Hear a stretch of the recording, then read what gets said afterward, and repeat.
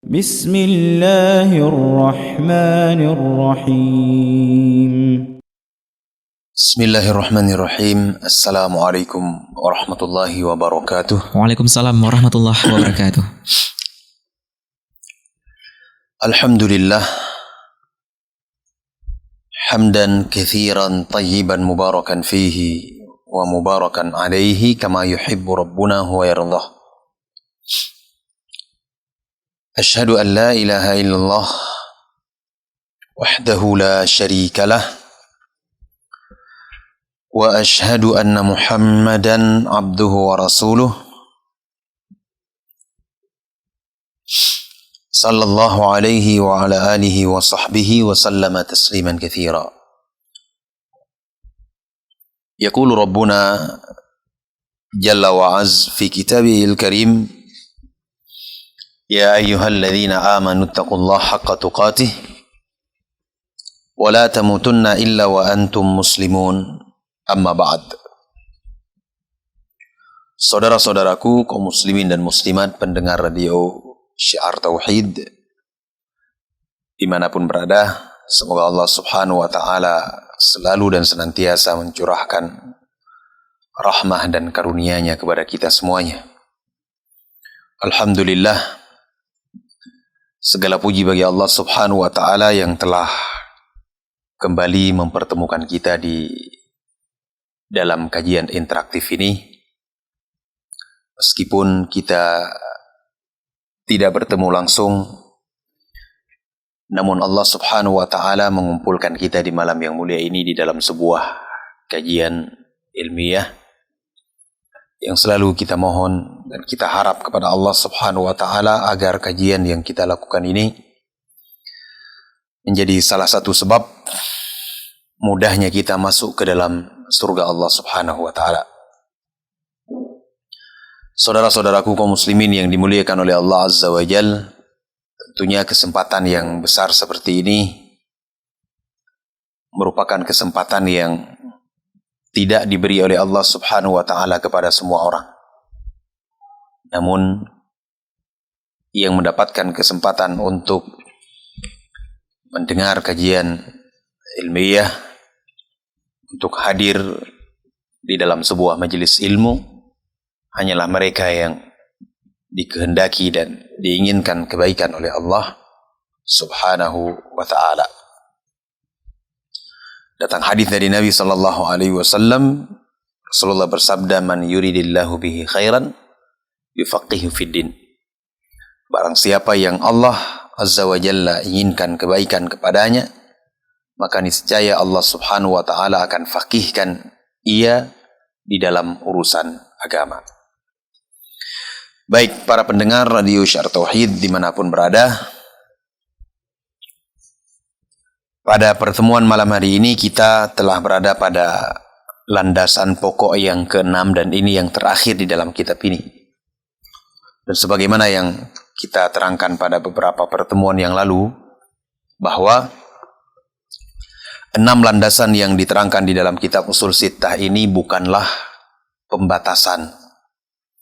Bukan berarti asas, landasan, pondasi di dalam Islam itu cuma ada 6 perkara. Hanya saja kita menyebutkan yang 6 ini adalah merupakan landasan yang sangat besar di dalam Islam, di mana kebanyakan ataupun mayoritas manusia bisa memahaminya. Namun bersamaan dengan itu, masih banyak dari kalangan Bani Adam yang, atau bahkan mereka dari kalangan orang yang berakal dan punya kecerdasan, justru mereka tidak memahami landasan-landasan besar yang kita sebutkan, yang malam hari ini kita telah sampai pada pembahasan yang terakhir. Untuk kita menghematkan waktu, kita masuk ke dalam pembahasan. Qala al-muallif rahimahullahu ta'ala, al-aslu as-sadis, pokok ke-6 dari 6 landasan yang mesti kita kenal dan kita ketahui adalah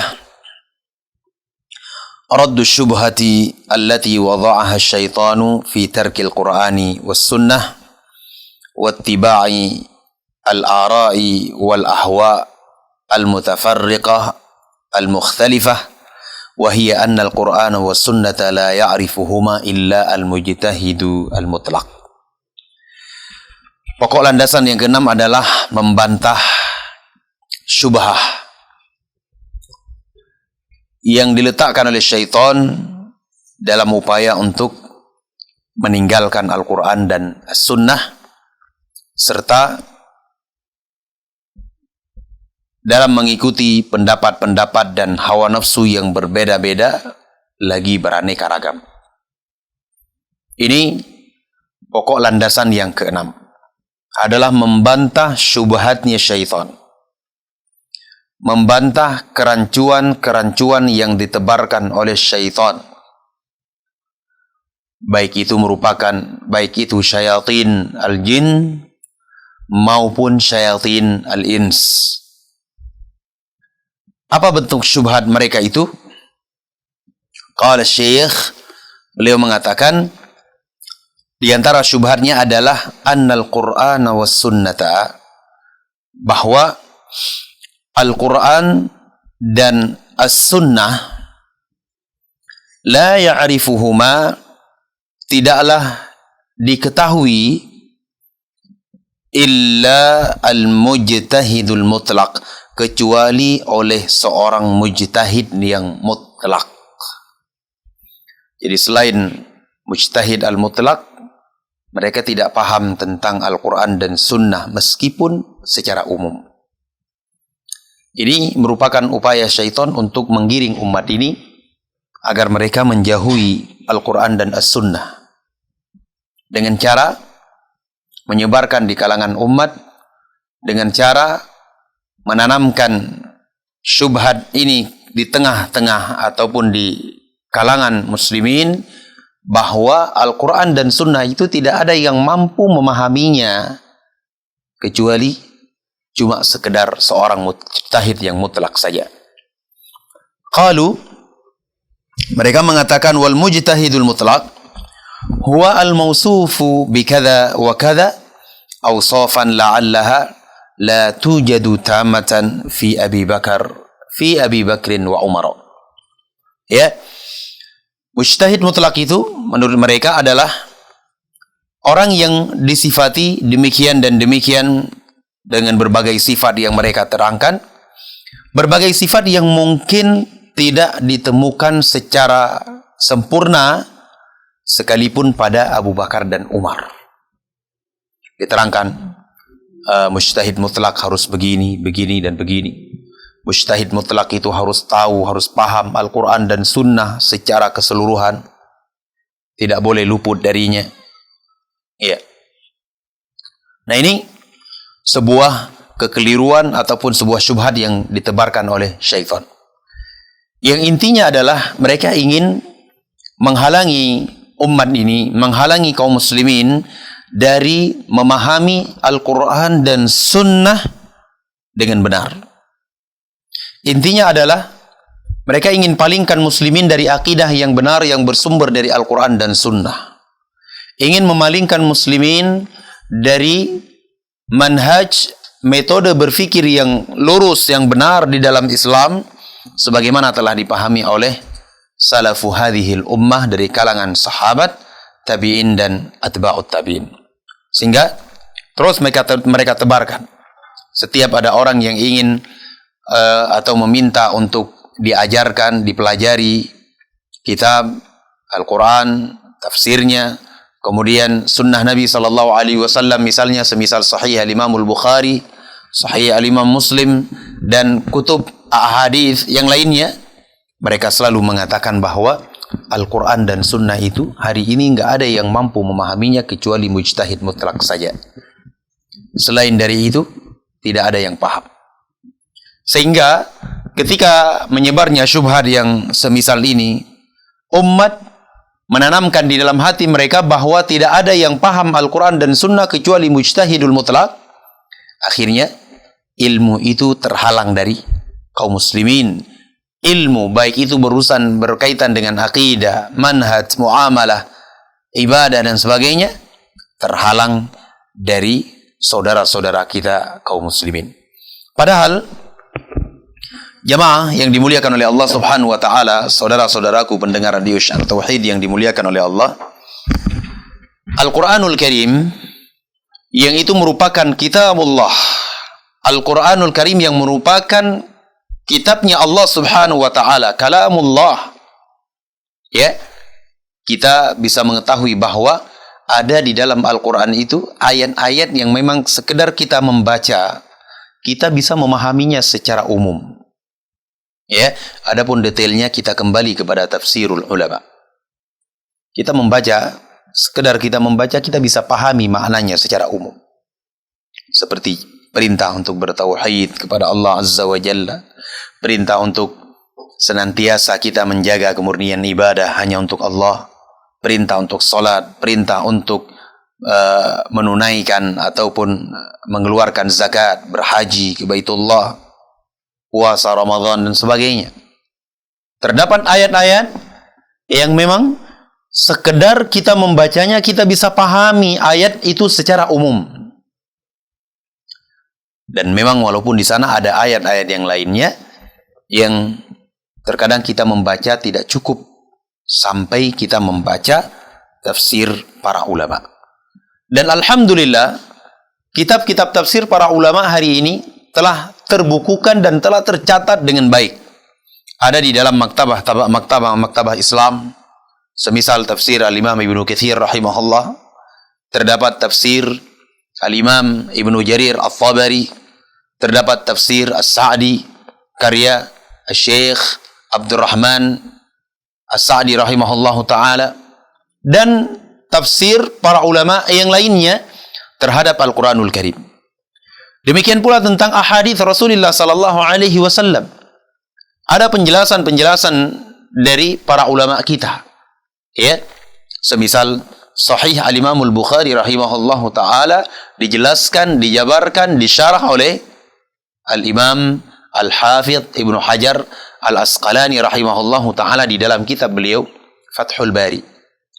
Demikian pula Sahih Al-Imam Muslim. Di sana ada ulama yang telah menjelaskan, menjabarkan, mensyarah kitab Sahih Muslim tersebut, seperti Al-Imam An-Nawawi rahimahullahu taala di dalam kitab beliau Al-Minhaj Syarah Muslim Ibnul Hajjaj. Tentunya semuanya itu telah lengkap, tinggal kita membaca di hadapan guru kita ataupun guru kita menjelaskan kepada kita, menjabarkan kepada kita, sehingga tidak ada alasan untuk kita tidak mempelajari Al-Quran dan Sunnah Nabi alaihi salatu wassalam. Maka oleh karena itu, jamaah, saudara-saudaraku, kaum muslimin dan muslimat pendengar radio Syiar Tauhid yang dimuliakan oleh Allah Subhanahu wa taala, ya, ini merupakan syubhatus syaitan. Syubhat yang diletakkan oleh syaitan di dalam upaya mereka untuk menghalangi manusia, ya, dari mempelajari Al-Quran dan Sunnah Nabi alaihi salatu wassalam, dengan cara mengatakan bahwa Al-Quran dan As-Sunnah itu tidak ada yang mampu memahaminya kecuali, ya, mereka para mujtahid al-mutlaq. Baik, kita lanjutkan. Qala fa illam yakunil insanu kadzalika falyu'rid anha fardhan hatma wala syakka wala iskala fihi. Ya, beliau mengatakan bahwa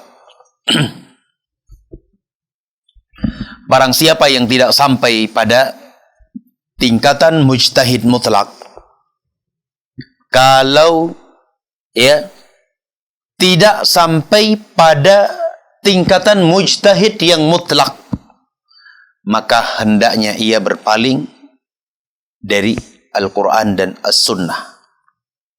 Ya, tidak diragukan lagi dan tidak ada iskal sedikit pun di dalamnya. Harus dijauhi. Nah, harusnya umat itu dididik ketika tidak tahu Al-Quran dan As-Sunnah, ya, hendaknya kita kembali kepada bimbingan para ulama, ya, Meskipun hari ini kita menyadari bahwa tidak ada ulama dari ini yang sama semisal para ulama yang hidup di zaman sahabat, tabi'in dan atba'ut tabi'in. Tidak ada lagi. Ya, karena semakin hari, semakin berganti zaman, itu kejelekan semakin tersebar, ilmu semakin berkurang, terus itu akan bergulir sampai datang hari kiamat. Sampai ditegakkan hari kiamat oleh Allah Subhanahu wa ta'ala. Qala, wa man talaba al-huda minhuma fahuwa imma zindiqun wa imma majnun li ajli su'ubati fahmihima.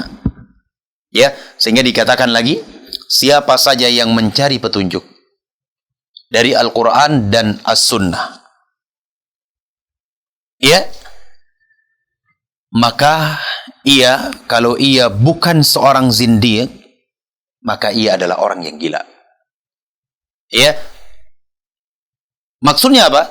Orang yang mencari petunjuk dari Al-Quranul Karim dan Sunnah Nabi alaihi salatu wassalam, bisa jadi dia adalah zindiq atau ia adalah orang yang gila. Mengapa? Li ajli su'ubati fahmihima, karena ya, beratnya, sulitnya memahami Al-Quran dan As-Sunnah itu. Ini syubhah yang ditebarkan oleh syaitan. Qala fasubhanallah wa bihamdihi, ya, maha suci Allah Subhanahu wa ta'ala dan segala puji hanya untuk Allah. Kam bayyana Allah Subhanahu wa ta'ala syar'an wa qadara khalqan wa amra fi raddi hadhihi al-syubhati al-mal'unah min wujuhin syatta balagat ila haddi ad-daruriyat al-'ammah walakinna aktsaran nasi la ya'lamun. Ya, betapa banyak Allah Subhanahu wa ta'ala menjelaskan bantahan terhadap syubhat ini, baik secara syariat ataupun secara qadar, ya, secara penciptaan dan perintah, ya, dari sisi-sisi yang beraneka ragam hingga tergolong kepada lingkup perkara yang darurat ataupun diterima secara ad-darurah. Namun Allah Subhanahu wa ta'ala mengatakan walakinna aktsaran nasi la ya'lamun, akan tetapi kebanyakan manusia tidak mengetahuinya. Mayoritas manusia mereka tidak tahu tentang pokok landasan yang sangat besar ini. Sehingga dari itu kita ini dituntut di dalam Islam untuk belajar. Kita dituntut untuk mempelajari Al-Quran dan Sunnah Nabi alaihi salatu wassalam, dan dituntut untuk berupaya terus-menerus membantah syubhat-syubhat yang ditebarkan oleh syaitan, apapun syubhatnya tersebut, termasuk syubhat yang kita baca di malam yang mulia ini, bahwa Al-Quran dan As-Sunnah itu tidak mampu memahaminya kecuali Al-Mujtahidul Mutlaq. Kalau kita melihat kehidupan para sahabat ridwanullah alaihim, ya, kita maka akan mendapati bahwa para sahabat ridwanullah alaihim ada di antara mereka yang mengetahui sebuah ilmu tentang sebuah perkara, ya, namun mereka tidak tahu tentang hal-hal yang lainnya. Ya, ada hadis terkadang cuma diriwayatkan oleh seorang sahabat, ya, padahal hadis tersebut merupakan hadis yang sangat mulia sekali, namun hadis tersebut tidak diriwayatkan oleh para sahabat yang lainnya ridwanullah alaihim. Seperti hadis yang datang dari Umar bin Al-Khattab radhiyallahu taala anhu yang dikenal dengan hadis Jibril. Hadis yang sangat mulia, hadis yang sangat agung. Namun hadis tersebut Umar bin Al-Khattab radhiyallahu taala anhu beliau bersendirian di dalam meriwayatkannya. Nah, ini menunjukkan bahwa para sahabat ridwanullah alaihim ada di antara mereka yang menguasai sebuah ilmu, namun mereka luput dari ilmu yang lainnya. Dan ini merupakan perkara yang lumrah, sesuatu yang biasa di kalangan muslimin. Ya, adapun kita menyatakan bahwa Al-Quran dan Sunnah itu enggak mampu mempelajarinya, ya, kecuali mujtahidul mutlaq, maka ini sesuatu yang sangat keliru. Atau kita ambil contoh yang lainnya, bahwa salah satu kitab Al-Imam Syafi'i rahimahullahu taala, ya, kitab misalnya, tidak mampu ataupun tidak dipelajari karena tidak ada seorang pun yang mampu untuk memahaminya. Tentunya ini sebuah kekeliruan.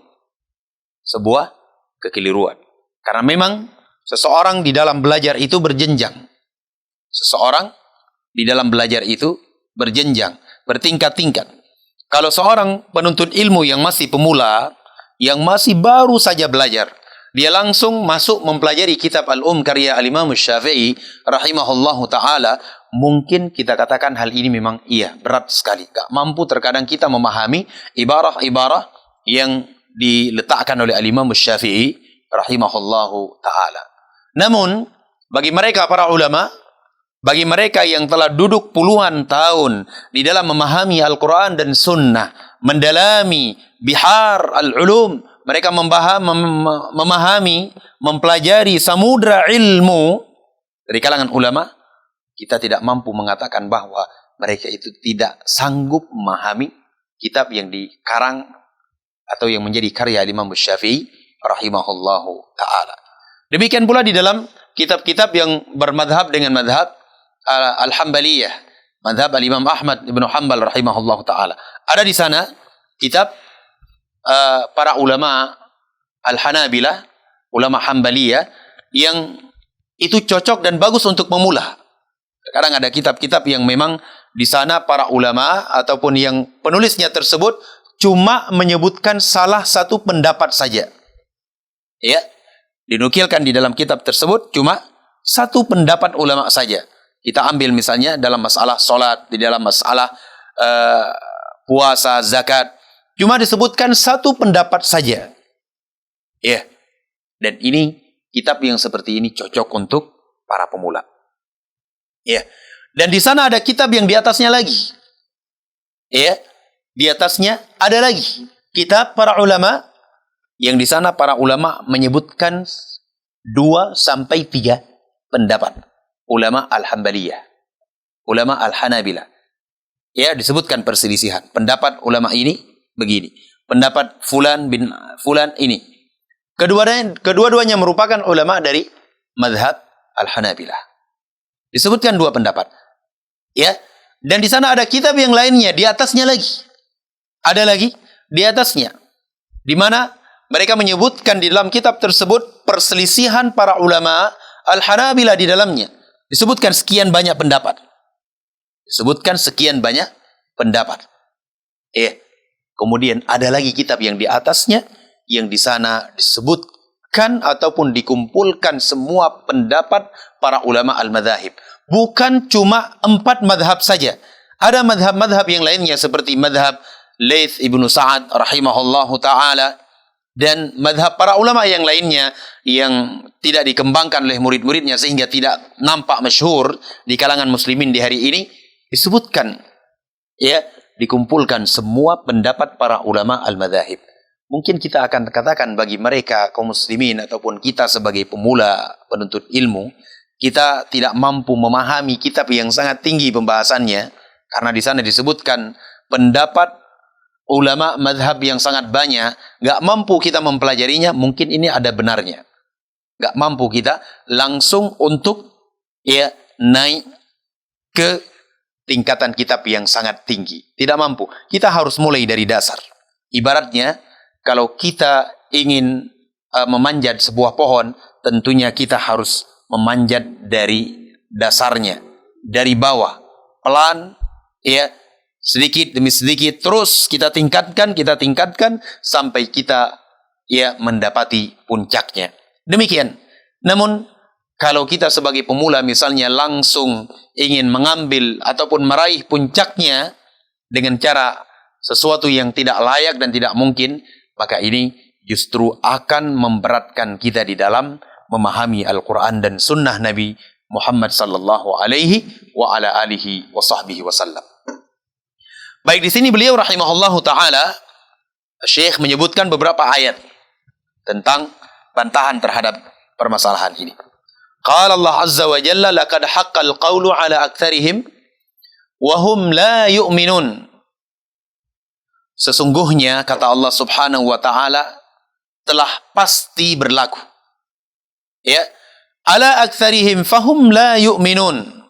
Tentang ketentuan Allah Subhanahu wa taala, namun kebanyakan dari mereka tidak mau beriman. Intinya adalah tidak mau beriman. Ya. Tidak mau beriman dengan ayat-ayat Allah Azza wa Jalla, dengan ahadits Rasulullah sallallahu alaihi wasallam. Intinya adalah itu. Ya. Nah, ketika mereka tidak mau beriman dengan ayat-ayat Allah dan ahadits Rasulullah, dan mereka tidak mau kaum muslimin mengamalkannya, akhirnya mereka membentuk sebuah syubhah, sebuah kerancuan. Apa syubhatnya? Al-Quran dan Sunnah itu nggak mampu dipahami kecuali oleh mujtahid mutlak saja. Ya, yang intinya adalah tidak mau beriman, tidak mau mengamalkan, malas di dalam mengamalkan kewajiban-kewajiban yang Allah Subhanahu wa taala wajibkan kepada mereka. Qala Allah Azza wa Jalla, Allah mengatakan, "Inna ja'alna fi a'naqihim aghlalan fahiya ila al-adhqani fahum muqmahun." Kata Allah Subhanahu wa taala, sesungguhnya kami telah memasang belenggu di leher-leher mereka. Ya. Di leher-leher mereka. Fahiya ila al-adhqani fahum muqmahun. Kata Allah Subhanahu wa taala, lalu tangan mereka diangkat ke dagu. Ya, maka mereka tertengadah karena itu. Baik. Wa qala Allah Subhanahu wa taala, wa ja'alna min baini aydihim sadda. Akibat mereka tidak mau beriman, ya, kata Allah Subhanahu wa taala, dan di hadapan mereka kami menjadikan dinding penghalang. Ya. Wa min khalfihim sadda, dan juga dari belakang mereka ada dinding penghalang pula.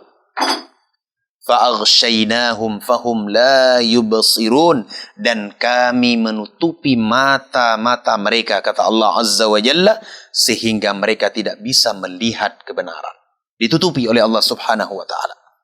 Qala, orang-orang yang tidak mau beriman seperti ini, orang-orang yang mereka membuat-buat syubhat di kalangan umat ini, kata Allah Azza wa Jalla, wa sawa'un 'alaihim a anzartahum am lam tunzirhum la yu'minun. Kata Allah Subhanahu wa taala, mereka seperti ini sama saja bagi mereka. Ya, baik engkau memberikan peringatan kepada mereka maupun tidak memberikan peringatan kepada mereka, la yu'minun, mereka tidak mau beriman. Mereka tidak akan mau beriman. Qala innama tunziru man ittaba'a dzikra wa khasyiyar rahmana bil ghaib fabashshirhu bimaghfiratin wa ajrin karim. Kata Allah Subhanahu wa taala, sesungguhnya engkau wahai Muhammad hanya mampu memberikan peringatan kepada orang-orang yang mau mengikuti peringatan dan takut kepada Allah Subhanahu wa taala Rabbul Alamin. Jemaah yang dimuliakan oleh Allah Subhanahu wa taala, ini dalil yang diterangkan oleh Syekh rahmatullah taala alaih bahwa hakikat dari yang mereka miliki adalah mereka tidak mau beriman dengan Al-Quran dan As-Sunnah dan kebenaran-kebenaran yang ada di dalamnya. Tidak mau mereka berakidah sebagaimana yang telah ada di dalam Al-Quran dan As-Sunnah. Tidak mau beribadah seperti yang telah diajarkan di dalam Al-Quran dan As-Sunnah. Tidak mau bermanhaj, tidak mau bermuamalah, tidak mau menjalani apa yang menjadi konsekuensi dari Al-Quran dan Sunnah Nabi alaihi salatu wassalam. Akibat mereka tidak mau beriman ini, karena mereka tidak mau beriman, akhirnya mereka membuat sebuah kerancuan, sebuah syubhah, mereka tebarkan di tengah-tengah umat, di tengah-tengah muslimin, bahwa Al-Quran dan Sunnah itu nggak mampu dipahami kecuali oleh mujtahid al-mutlak. Mereka sebutkan mujtahid mutlak dengan sifat-sifat yang terkadang tidak didapatkan secara detail, secara sempurna pada Abu Bakar dan Umar sekalipun. Maka oleh karena itu, ya, syubhat-syubhat yang seperti ini harus kita luruskan dan harus kita bantah. Ada ayat-ayat Allah Azza wa Jalla yang kita sekedar membacanya, kita bisa memahami maknanya secara umum. Adapun detailnya, kita melihat kepada bimbingan dan tafsir para ulama ahli sunnati wal jamaah. Demikian pula dengan ahadits Rasulullah sallallahu alaihi wa ala alihi wa sahbihi wasallam. Akhiruhu, dan akhirnya, walhamdulillahirabbil alamin. Segala puji bagi Allah Subhanahu wa taala Rabbul alamin. Wa sallallahu ala sayyidina Muhammadin wa ala alihi wa sahbihi wa sallama tasliman katsira ila yaumiddin. Segala puji bagi Allah Subhanahu wa taala Rabbul alamin. Kemudian salawat Allah semoga selalu tercurahkan untuk Nabi kita Muhammad sallallahu alaihi wasallam dan keluarga beliau, sahabatnya. Kemudian salam Allah Subhanahu wa taala yang sangat banyak ya untuk beliau hingga hari kebangkitan kelak di yaumul qiyamah. Wallahu taala a'lam bissawab. Dengan ini selesai kita dari pembahasan kitab Silsilatul Aqidah, yaitu kitab Al-Usul As-Sittah, 6 pokok landasan yang mesti kita kenal, mesti kita pelajari dan kita jalani di dalam kehidupan kita. Wallahu taala a'lam bissawab. Semoga apa yang kita baca dan kita kaji ini memberikan manfaat dan faidah untuk kita semuanya. Tentunya kita berupaya semaksimal mungkin untuk menjalaninya. Baik, selesai kita dari kitab ini. Adapun di pertemuan pekan depan biidznillah taala kita akan umumkan nanti tentang kitab apa yang akan kita bahas selanjutnya. Wallahu ta'ala a'lam bissawab. Mohon maaf atas segala kekurangan dan kesalahan. Sampai di sini kajian kita. Subhanakallahumma wa bihamdika asyhadu an la ilaha illa ant astaghfiruka wa atubu ilaik. Wa sallallahu ala nabiyyina Muhammadin wa ala alihi wa sahbihi ajmain. Walhamdulillahi rabbil alamin. Assalamualaikum warahmatullahi wabarakatuh.